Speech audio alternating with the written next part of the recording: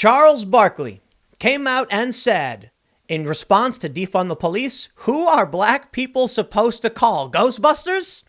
Yeah, he's mocking them. He also pointed out in the conversation that Breonna Taylor's boyfriend shot the cops first.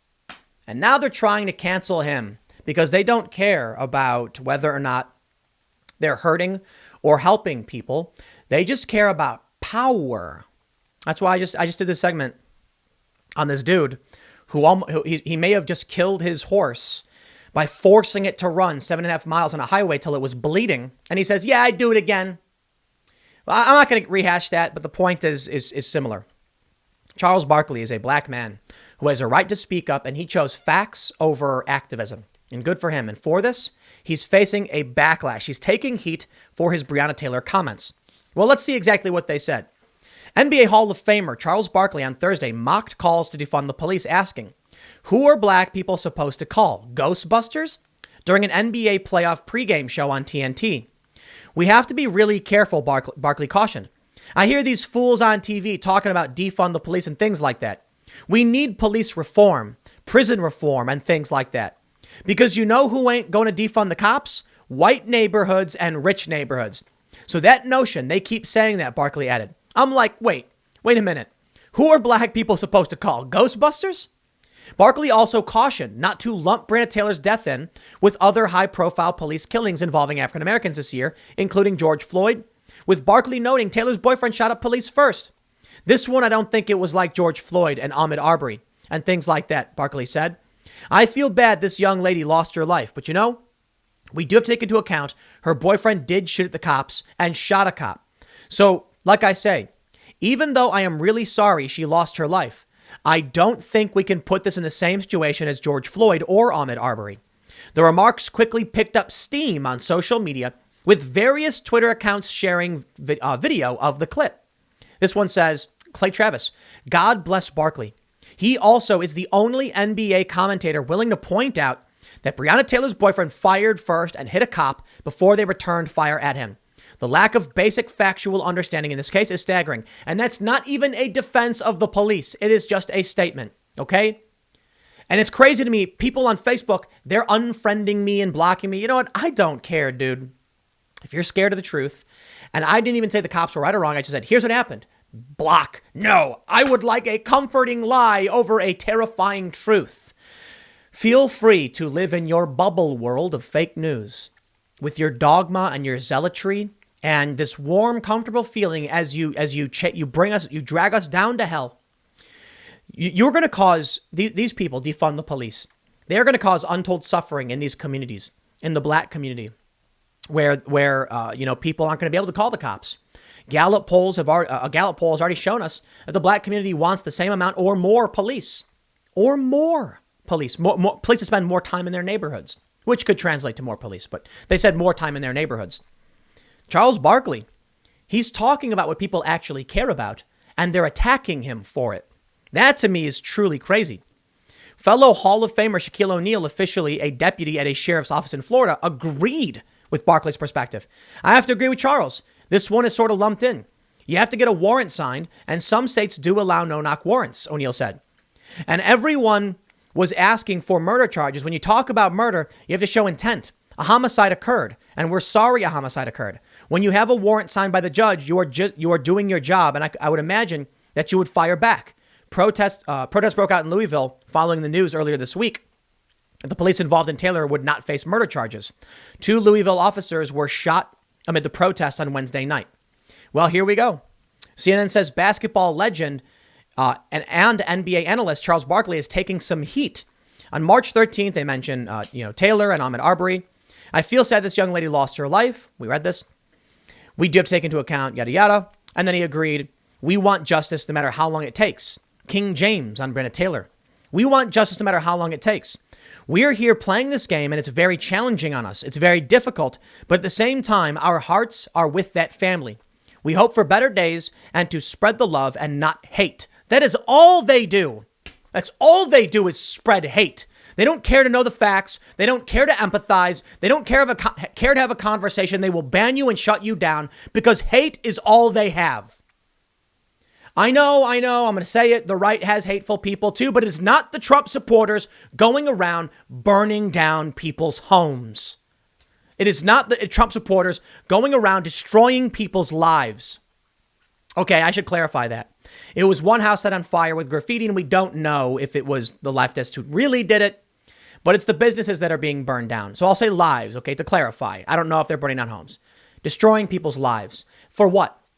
How is that love? How are these people defending this? They don't care.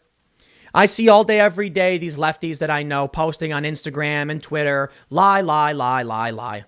And when Charles Barkley and Shaquille O'Neal start talking about it and being honest about it, what happens? They catch flack. They say Barkley and O'Neal, along with colleague Ernie Johnson and Kenny Smith, are next scheduled to be on air, blah, blah, blah. I don't care. What I care about is whether or not we're going to be honest. So my deepest respect to Charles Barkley and Shaquille O'Neal for telling the truth. You don't, and in fact, they actually go a little bit to the right of me on this one.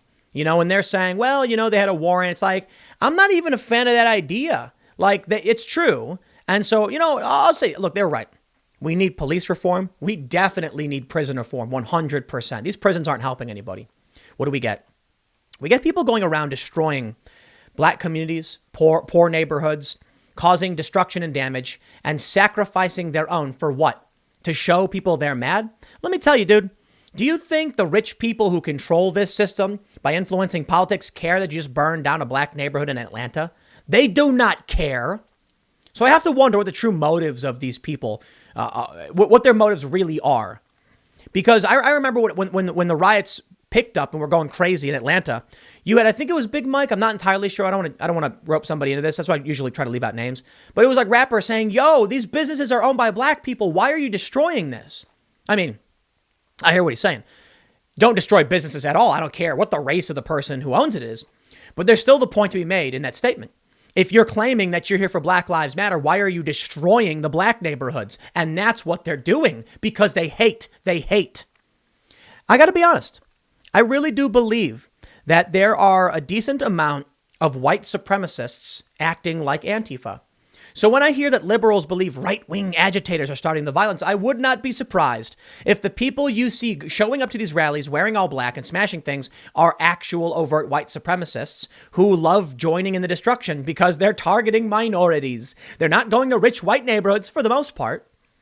Remember that dude, I think he was a sports radio host or something like that, tweeted like, yeah, go riots, you know, let's show. And he was downtown LA. And then the riots started making their way to Beverly Hills. And he was like, no, the riots are by my house. Get away. Go to the poor neighborhoods. Literally. Okay. He didn't literally say poor neighborhoods. He was like, go to downtown LA and destroy everything. Because a lot of people don't know this unless you live in LA. Downtown LA is not the rich area. The coast is where the rich people tend to be. You know, like Venice. I mean, Venice actually has a lot of crime though. But Santa Monica for sure. And what's that?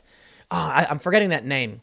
There's, I can't remember. There's a neighborhood not too far from Santa Monica that's like super ritzy. You also have the Pacific Palisades. That's where the rich people are. The rioters don't go there. Nah, they go to where the poor people live. Why? Maybe it's because the rich people have armed guards and the police will actually show up. And I mean it. I do. I remember when Hurricane Sandy hit New York and the power on Manhattan went out. Guess who got their power first? The rich people. Of course they did. And money talks, BS walks, baby. So I'm going to throw it back to Charles Barkley on this one. Who are they going to call? Ghostbusters?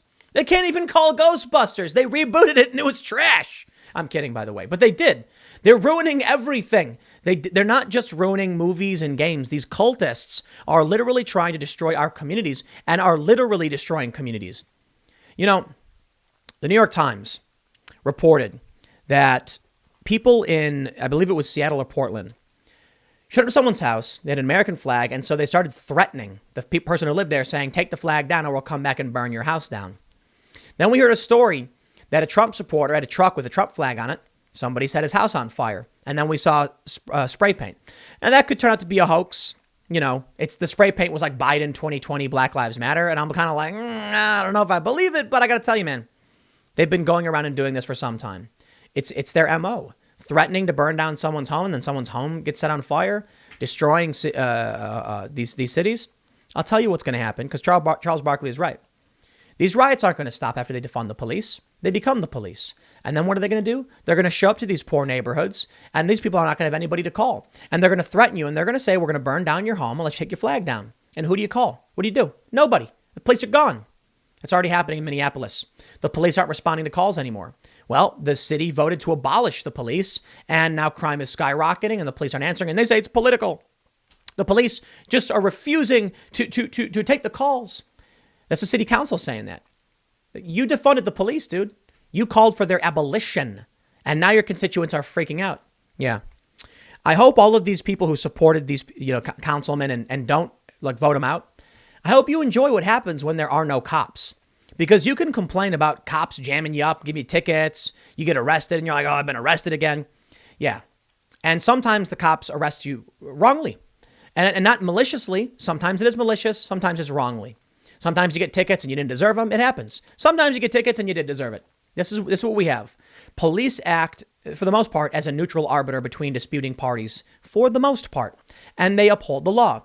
Our problem is we need cops to be better trained. They need better understanding of the law, and we need penalties for severe violations of the law from cops as well. But what are you going to do? Charles Barkley is going to get dragged for it because the leftward lurch in media, it flows in one direction, and that means that we're likely heading that way, but we'll see how the election plays out. I'll leave it there. Next segment's coming up tomorrow at 10 a.m. Thanks so much for hanging out, and I will see you all next time.